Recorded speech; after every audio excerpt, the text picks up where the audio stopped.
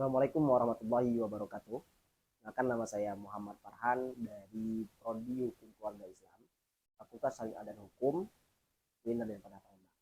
Di sini saya akan menjawab pertanyaan-pertanyaan yang diberikan oleh dosen pengampu kami, Pak Antoni, SHM untuk mata kuliah Hukum Acara Pidana. Baik teman-teman, langsung saja saya akan menjawab pertanyaan dari Pak Antoni, yang dimana soal yang pertama yaitu bahas tentang asas quality department law dan precision of innocence. Nah, untuk asas quality department law itu adalah kedudukan sama di hadapan hukum. Setiap orang punya kedudukan yang sama di hadapan hukum. Contoh, belum contoh teman-teman, langsung saja, misalkan tidak ada latar belakang yang menutupi, harus sama status sosial, ras, agama, dan latar belakang yang mendukung misalnya. Tapi harus sama di hadapan hukum. Itu adalah equality department law. Contoh, misalnya kasus narapidana korupsi yang dilakukan oleh pemerintah, maka sistem hukum harus mengadili dengan hal yang sama yang dilakukan serupa seperti orang-orang biasa.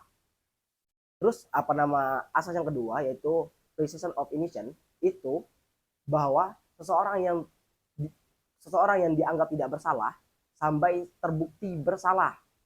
Nah, ini contoh, misal seorang narapidana pencuri dianggap tidak bersalah, sehingga hakim hukum harus mencari bahwa dia benar-benar bersalah dengan bukti-bukti yang konkret dan benar.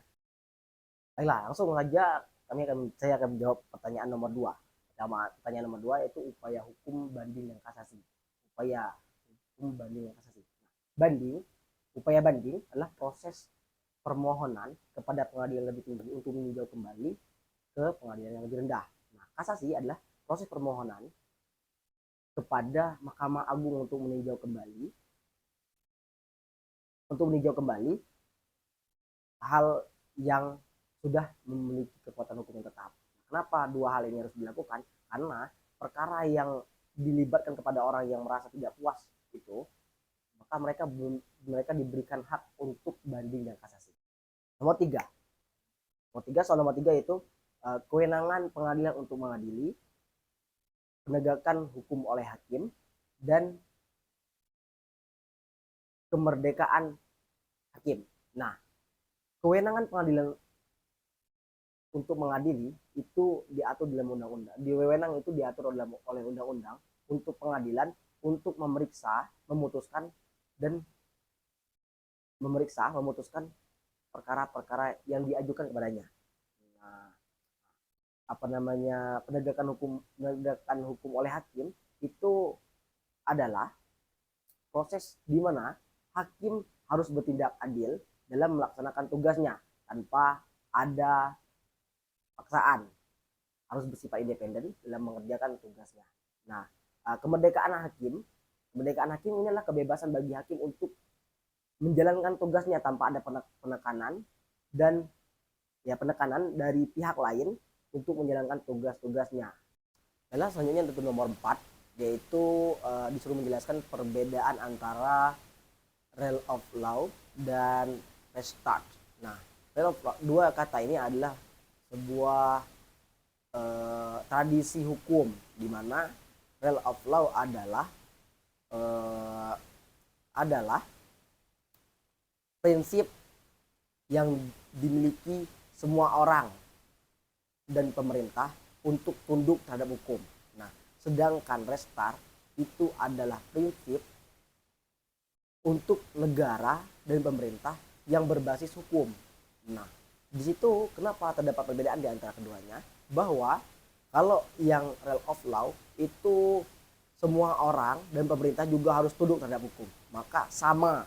Nah, sedangkan restart itu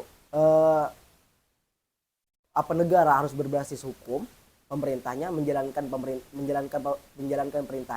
pemerintahannya harus berbasis hukum juga. Selanjutnya yaitu soal nomor 5, nomor terakhir, di mana suruh menjelaskan alat bukti. Terus boleh nggak sih CCTV itu jadi alat bukti? Boleh-boleh saja menurut saya. Nah, tapi kita harus tahu dulu dalam kitab undang-undang hukum acara pidana itu ada beberapa tentang alat bukti, di mana harus ada keterangan sanksi, terus keterangan ahli, petunjuk, perkara, dan keterangan terdakwa. Nah, untuk CCTV boleh saja dijadikan alat bukti. Kenapa? Karena apa namanya, boleh saja kalau CCTV-nya benar-benar CCTV yang legal dan sah. Terus apa namanya, CCTV itu tidak ada yang menyanggal dan sesuai perkara yang diperiksa sesuai dengan CCTV-nya. Terus yang terakhir, apa namanya, CCTV yang dipakai itu memang benar-benar CCTV yang tidak bisa diedit. Nah, karena takut terjadi apa namanya perubahan cerita di situ. Itulah kenapa boleh-boleh saja CCTV jadi alat bukti. Tapi kita harus mengacu kepada Kitab Undang-Undang Hukum Acara Pidana bahwa harus ada keterangan saksi, keterangan ahli, perkara, petunjuk, surat juga, dan keterangan terdakwa biar lebih konkret dalam penegakan hukum yang benar-benar terbukti itu adalah apa namanya hukum yang sah. Nah, teman-teman, alhamdulillah sudah selesai apa namanya pertanyaan-pertanyaan yang dibuat oleh Pak Antoni S. Hum. Kami ucapkan terima kasih kepada Pak Antoni dan saya akhiri ini dengan, karena saya buka dengan salam dan saya akhiri dengan salam juga. Assalamualaikum warahmatullahi wabarakatuh.